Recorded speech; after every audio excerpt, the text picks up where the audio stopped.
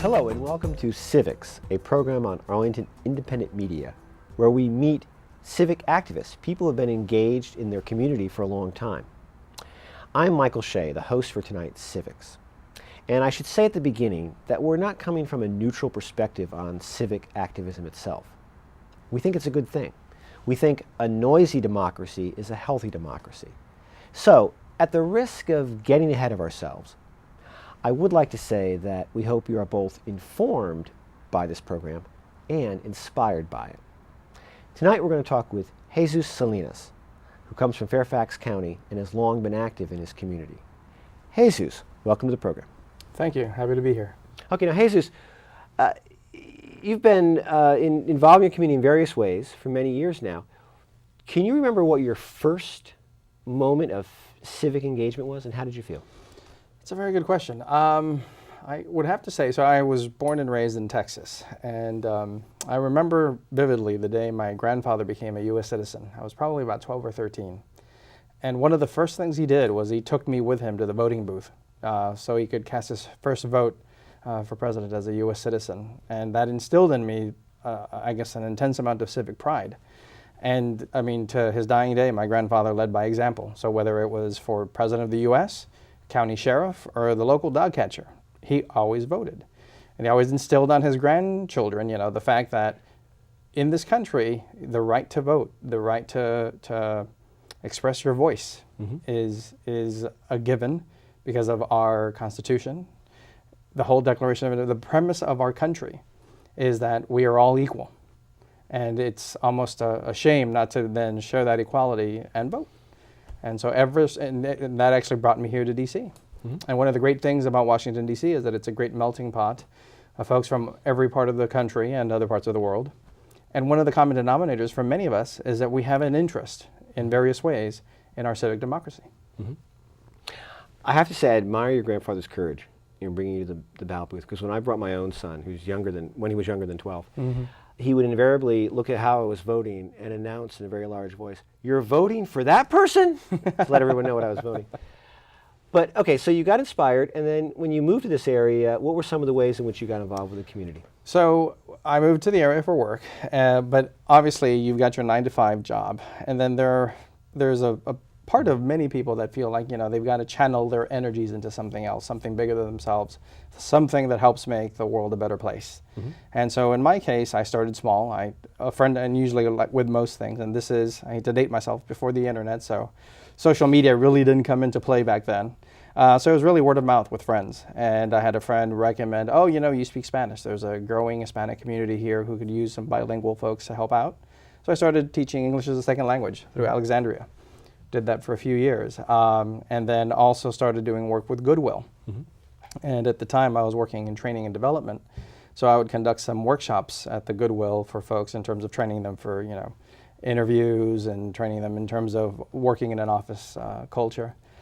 And that brought me into contact with other wonderful friends who introduced me to the JCs. And so one of the constants in my time here has been that not only do I get to work, but then I also get to engage through a volunteer basis a lot of the civic duties that had been instilled in me through my grandfather back in the day. Right. I think it's really interesting what you bring about Goodwill, because I think the perception for a lot of people is that it more or less runs on donations. Correct. People that are not that familiar with the program see it as a place to donate, but it actually needs a lot of people like yourself who come in and make the programs work by volunteering their time and their talent. That's absolutely correct, yeah. And what was your engagement with the JCs? So with the JCs, again, Crystal City JCs in particular, I mean, it was a wonderful forum to work on a variety of volunteer efforts, and many other organizations exist to do many of the same things. But really, it not only helped, for example, in conjunction with the Goodwill work with book sales, it helped engender an esprit de corps. I mean, you have a lot of folks who come in, they're trying to form relationships, they're trying to form networks. In many cases, they're trying to find like-minded individuals who share similar values. And one of the great things about Crystal City JCs, for example, even working at Goodwill, or even the organization right now that I volunteer with, Results, is that you get to meet other people who share similar values in terms of trying to make a change. And in the process also sort of help spread the civics lessons, if you will, hence the show. Right. And what have you been doing with this organization called Results? How'd you get involved with them first? Good question. Again, word of mouth. A good friend of mine was doing some work with them, and I was very intrigued. And that what actually happened, very, very Washingtonian. By that point, they'd come for a donation, and I'd give $10, give 20, and I would just sort of write a check. And after a while, I'd realized that writing a check wasn't enough. I'd been so focused on work, on all the family life responsibilities. There was that portion of me that still had wanted to contribute in other ways, something bigger. And so one day I just called my friend. I said, I'll still write a check, but what do you do that I could sort of get involved with? And one of the benefits about Results is that, unlike a lot of other organizations that are driven top down, Results is actually driven from the bottom up. Its strength is the fact that it's a compilation of grassroots folks who volunteer all across the nation. And really, Results was created in 1980 to help combat the worst aspects of poverty and hunger, not only here in the U.S., but across the world. And so there's a global component to Results, if that's what you're interested in. And obviously, we have a lot of folks in the D.C. area who are interested in international relations. So if you want to talk about, AIDS, malaria, tuberculosis in Africa and other developing countries, you can. Or if you want to talk about something near and dear closer here in terms of poverty, in terms of education, with early Head Start, you can do that too. There really is, it's a panoply for anyone who wants to focus on that. But again, what really intrigued me was the fact, this concept of a grassroots activism. I think all too often, we feel that unless you're a large corporation, you've got deep pockets, you really can't effectuate change. You really can't be part of the political discussion. And I think organizations like Results say no. I mean, in fact, some of the folks who are receiving benefits and donations are also volunteers. So they're receiving benefits and they're giving back to their communities.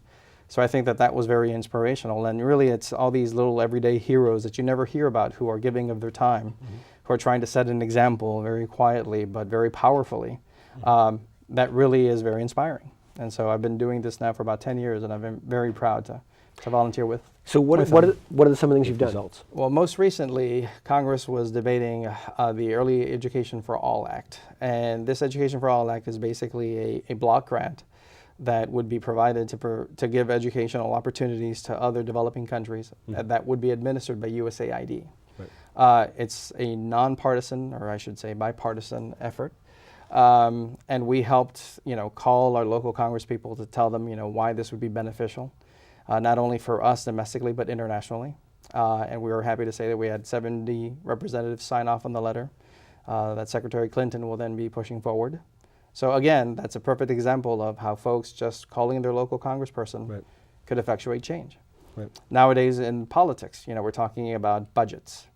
One of the things that always is on the chopping block are, entitlements, not only Medicare, Medicaid, but even just, early childhood development grants, CHIP, food stamps. And so one of the things we're also doing is trying to make sure that our Congress folks are aware that, this money helps in so many ways.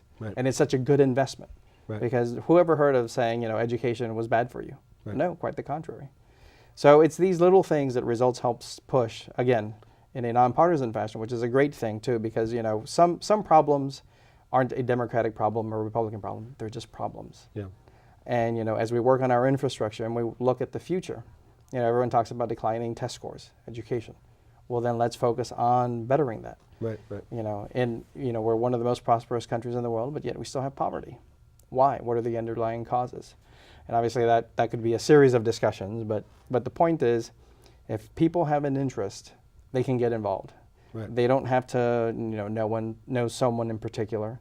They don't have to know the right people or have the right connections. They can just pick up the phone. They can go to the website, results.org, and get involved. It's as easy as that.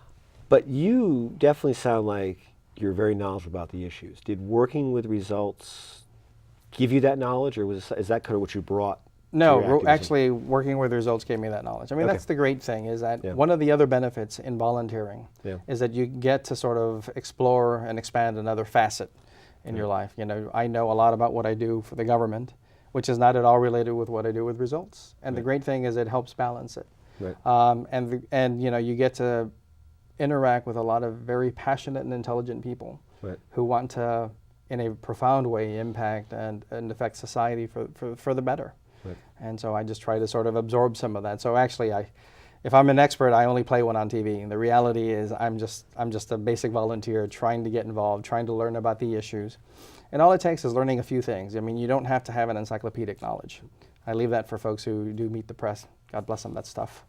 But you've been doing this for about 10 years? Yes. So because obviously it's not all victories like you're having with the Education for All. Correct.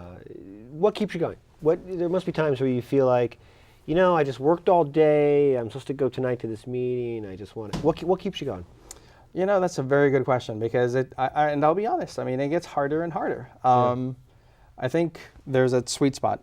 You've got, when you're in college, you're learning, you're trying to figure out what sort of adult you're going to be. Your passions are running high, and you've got this excess energy you want to apply. Mm-hmm. And I think at the other spectrum, when you've had the kids, you've done the career, you've lived the good life, and now you're looking at a legacy and you want to contribute to your time during your golden years, that's another pocket. So when you're kind of in the middle, you're right. That's when life really gets hard. I mean, it intervenes with all these other things, taking care of the kids, paying the bills, coming home from work.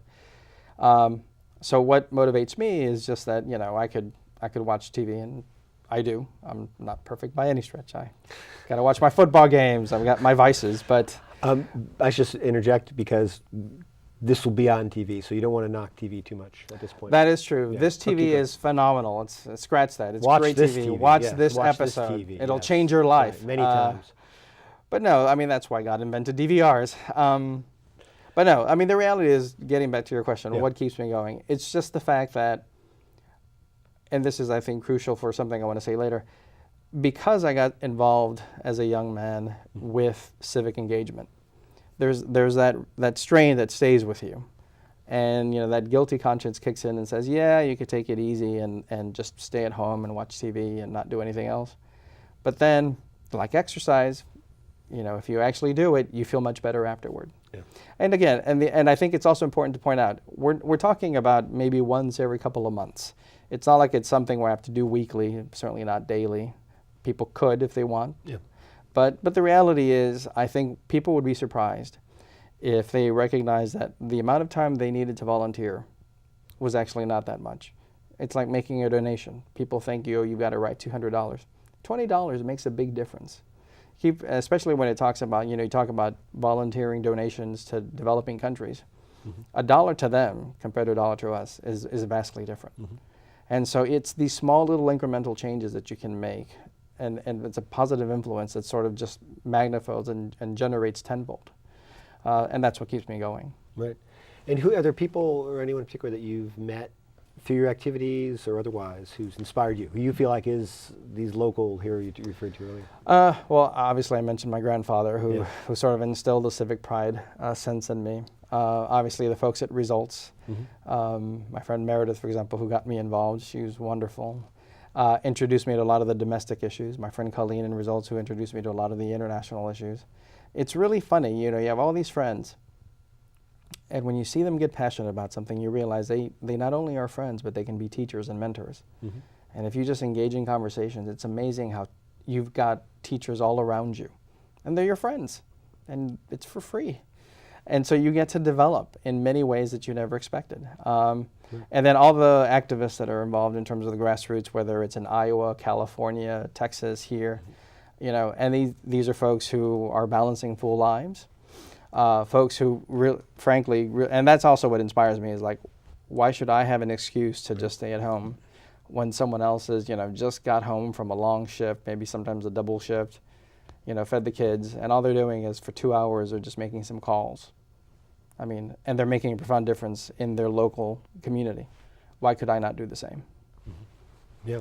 Yeah, it's interesting. I was at this thing called the Transparency Boot Camp back in April, which is held every year in Arlington. And I was meeting activists from around the world and who are trying to reform government, make government more accountable.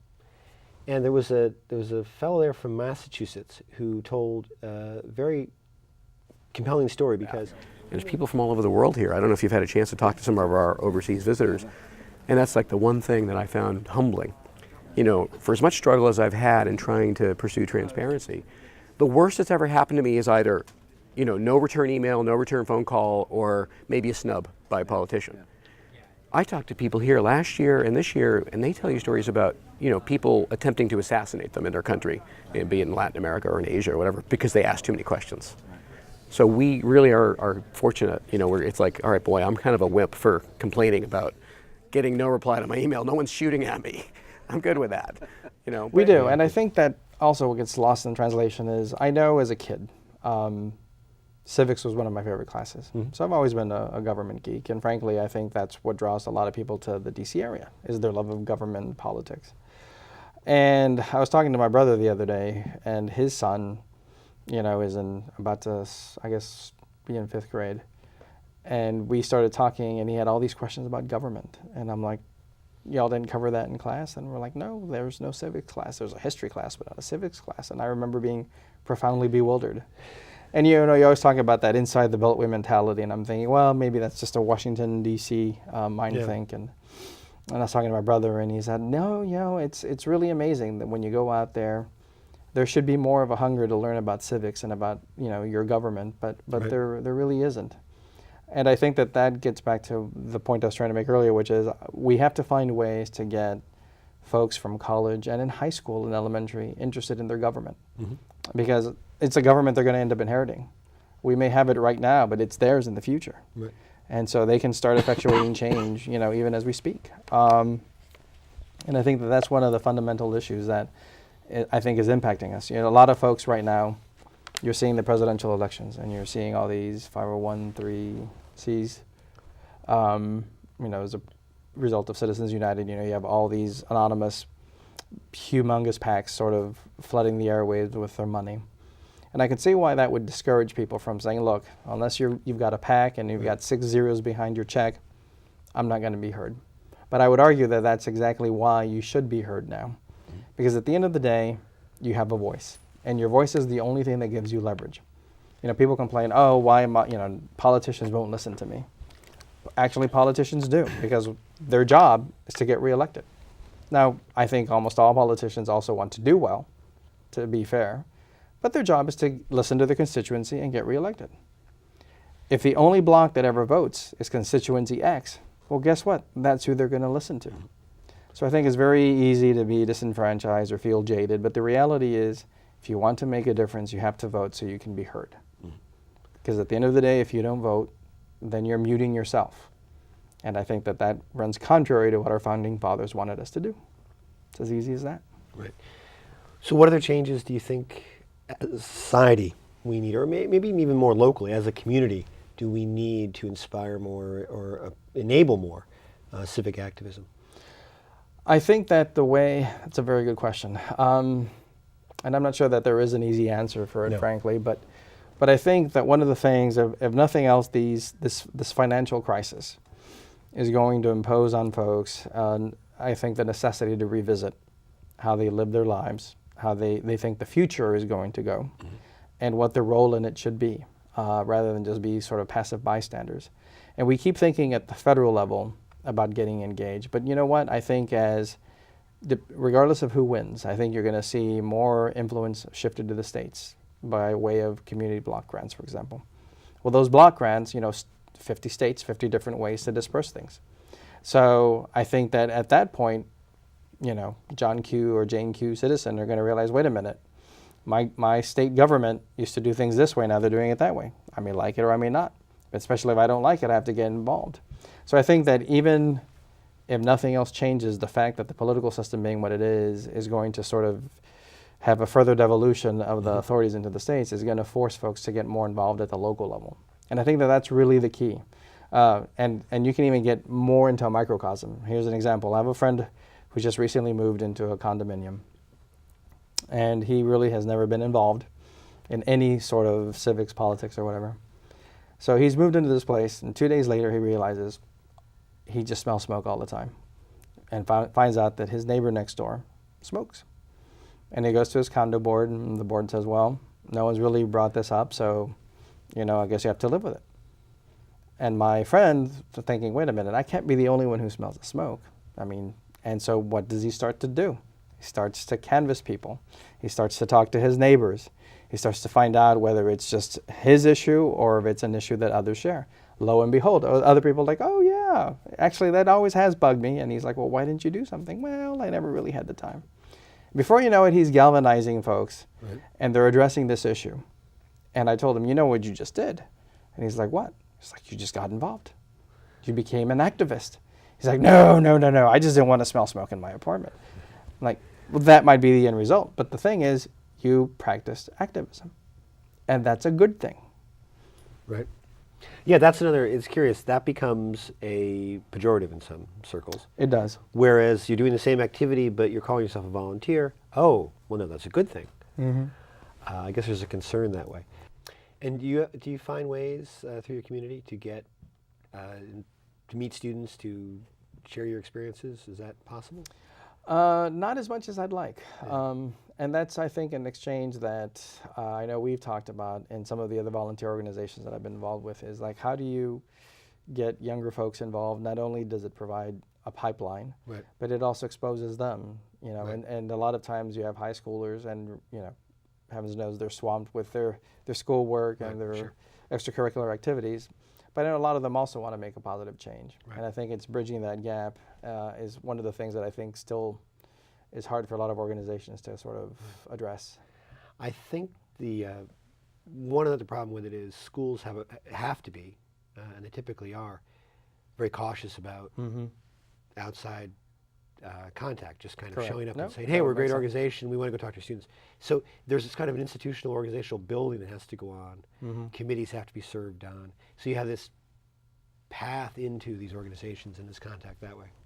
That's a lot of work. It is, but actually, speaking of results, I was at a recent meeting and I got to meet a new volunteer. And she's in college, and I asked her, how did you find out? And she said, you know, it's kind of full circle. My granddad was involved in the results. I'm like, really? And she's like, yeah, I'm a third generation volunteer. And I'm like, that's awesome. Right. I mean, that really is sort of the genesis of it all. Jesus, I think that's really exciting, the way you were able to make that generational connection with someone who's a volunteer, who also been inspired by their grandfather to this civic mindedness. When you meet people in results, do you tend to find that they come motivated by a particular issue, and that's what drives them to the organization that they see working on it?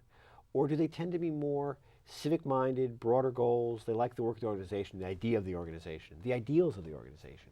Which do you find people tend to be motivated by? A little of both, but it's a very good question, actually.